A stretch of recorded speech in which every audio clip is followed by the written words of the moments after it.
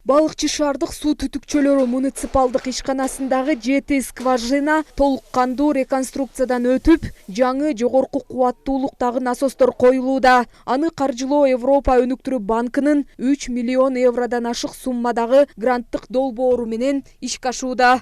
Насосу, кабели, электр щиттеринен бери баардык жабдуулары алмашылып бүтүп, азыркы учурда ошол насостук бекеттин борбордоштурулган насостордун алмаштыруу иштери жүрүүдө. Биз эми шаар элин, шаарыбызды таза суу менен камсыз кылуу үчүн баягы алдын ала иштерди аткаруудабыз. Балыкчы шаарынан 12 чакырым алыстыкта жайгашкан бул суу чордону калктын 70-75% суу менен камсыздап, ал 70-жылдары салынган. Бүгүнкү күндө жаңы коюлуп жаткан мобилдүү суу насостору адистердин айтымында электр энергиясына сарыпталуучу акча каражатын кескин кыскартып, аны 60%га чейин үнөмдөөгө мүмкүнчүлүк жаратат. Азыркы учурда мынакей 250 кубтук насостон 10 дана насос коюлууда. Бүт бардыгы тең автоматташтырылган абалда иштейт, Кудай буйрса.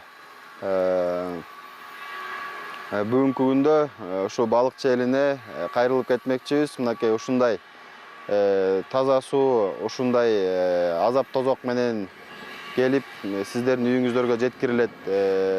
Таза сууну үнөмдүү пайдаланалы.